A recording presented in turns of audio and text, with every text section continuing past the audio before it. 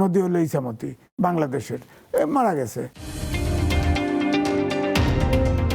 শিশুরা হামের প্রাদুর্ভাবে এখনো নিহত হচ্ছেন, মানে মৃত্যুবরণ করছেন, কিন্তু একই সাথে আমরা দেখতে পাচ্ছি বন্যা এবং ভূমিধস একটি নতুন উপসর্গ হিসেবে দেখা দিয়েছে, বিশেষ করে ভূমিধস।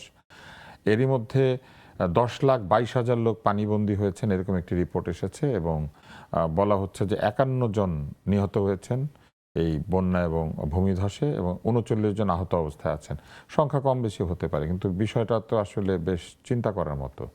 এমনি আপনার কি মনে হয় যে এরকম একটি অবস্থায় আরেকটি অর্থনৈতিক দুর্ভোগ আমাদের সামনে আসতে যাচ্ছে? কেননা বন্যা তো শুধু এটাই করে না, ফসলের ক্ষতি করে, জানমালের ক্ষতি করে, গবাদি পশুর ক্ষতি করে। চেরাপুঞ্জিতে বোধহয় বৃষ্টি সবচেয়ে বেশি হয়, তিস্তা দিয়ে পানি আসে, আপনার গঙ্গা দিয়ে পানি আসে। তো বৃষ্টির সময়ে এ দেশে বন্যা হবে, কিন্তু বন্যায় আমাদের দেশের নদীগুলো সব শুকিয়ে গেছে, ড্রেন আউট হতে পারে না নদী, এইটা হলো সমস্যা। কারণ আন্তর্জাতিক যে রিভারগুলি, এই রিভারগুলি অনেক বড় বড় নদী সব বাদ দিয়ে আটকায় দিচ্ছে ভারত, যার ফলে বর্ষাকালে তারা ওপেন রাখে, যেমন গবেলডোজায় ওপেন আছে, ফারাক্কা ওপেন আছে, পানি আসতেছে, ডুবতেছি, আমাদের নদীর নাব্যতা নাই। এই কারণে এই এই সিলটেশন নদীগুলো ভরে গেছে। এই জন্যে এখন ধরেন ভারত তো 40টা রিভার লিঙ্কিং প্রজেক্ট করতেছে।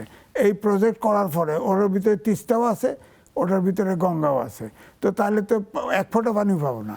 সুতরাং এই জন্যে আমি মনে করব যে এই যে তিস্তা যে মাল্টিপারপাস ব্যারেজ করার চেষ্টা হচ্ছে, পদ্মা ব্যারেজ করার চেষ্টা হচ্ছে, মাল্টিপারপাস, এটা ছাড়া তো উপায় নাই, পানি ধরে রাখা ছাড়া কোনো উপায় নেই। এবং আমাদের নদীর নাব্যতা বাড়াতে হবে, তাছাড়া এটা হতেই থাকবে, বর্ষাকালে এটা হবেই, এটা কিছু করার নেই আমাদের। এখন একমাত্র বন্ধু দেশ ভারত, তাদের সাথে এটা কথা বলতে হবে।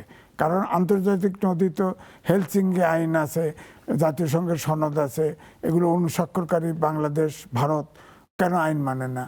নেপালেরটা পারে, পাকিস্তানের সাথে বর্ডার আছে, ওখানে গুলি করে একটা লোক মারে না।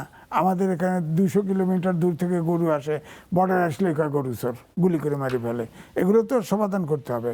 এখন ধরেন এখন যে পুশিন করা হচ্ছে, তো এটা আমার মনে হয় একটা প্রদেশের মুখ্যমন্ত্রী বলতেছে, এটা কেন্দ্রীয় সরকারের সাথে আমাদের সরকার আলোচনা করুক। আমি শুনলাম যে আজকে বলল যে আলোচনা হচ্ছে নাকি, আলোচনা হোক, বন্ধু দেশ, আমরা তো গোলমাল চাই না। আমাদেরকে তো বাংলাদেশ দরকার, বাংলাদেশের সাথেও আমাদের দরকার, কিন্তু ভারতের সাথে সমস্যা একটাই, ধরেন 28টা প্রদেশ আছে, 8টা আছে কেন্দ্রীয় শাসিত সরকার। আমাদের কেন্দ্রীয় শাসিত দেশ বানাইতে চাইলে তো আমরা মানব না, এটা স্বাধীন দেশ, স্বাধীন দেশ।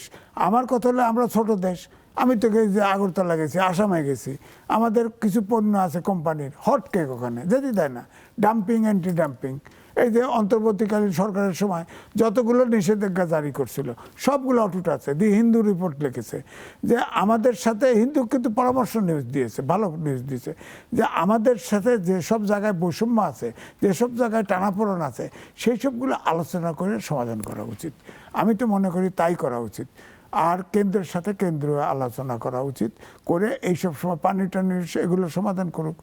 আমার ধরেন গজলডোবায় আপনার চেরাপুঞ্জির থেকে পানি আসে, আপনার তো উপরে তো 5-6টা বাঁধ দিয়ে দিছে, বিদ্যুৎ প্রকল্প করছে, ওখানে পানি তুলে নেয়। গজলডোবা আগে বলতো মমতা পানি দেয় না, আরে মমতাই তো পানি হয় না, গ্রীষ্মকালে তো গজলডোবায় পানিই থাকে না, হ্যাঁ, পানি পাবেন কোথায়? তো এই যে বর্ষাকালে পানি ছেড়ে দেয়, তো এই জন্য পানি ছেড়ে দেয়, আমাদের তো স্টোর করার, বর্ষাকালে তো পানি না ছেড়ে উপায় নাই, কারণ বাঁধ তো তৈরি হয় শুষ্ক মৌসুমের জন্য, শুষ্ক মৌসুমের জন্য পানি আটকে রাখে। কিন্তু বর্ষাকালে যখন অনেক পানি, তখন তো আটকে রাখতে গেলে সবই প্লাবিত হবে, সেই জন্য তারা ছেড়ে দেয়।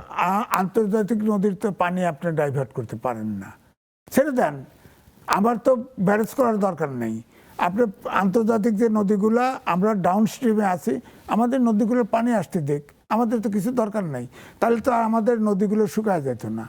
বাংলাদেশের অধিকাংশ নদী তো শুকায় গেছে, যমুনা মারা গেছে, পদ্মা মারা গেছে, আপনি দেখেন ইছামতি মারা গেছে, সবচেয়ে বড় লার্জেস্ট নদী হলো ইছামতি বাংলাদেশের, মারা গেছে, সবই মারা গেছে। তো সুতরাং আপনি, আমার কথা হচ্ছে ভারত আমাদের বন্ধু দেশ, আন্তর্জাতিক নদীর পানি প্রবাহ প্রতিরোধ না করুক। ভারত আমাদের বন্ধু দেশ হিসেবে যারা মিমি আজিজ বলছিলেন, কিন্তু ভারতের সঙ্গে তো ঠিক বন্ধুত্বপূর্ণ আচরণ অন্তর্বর্তী সরকারের সময় করা হয় নাই।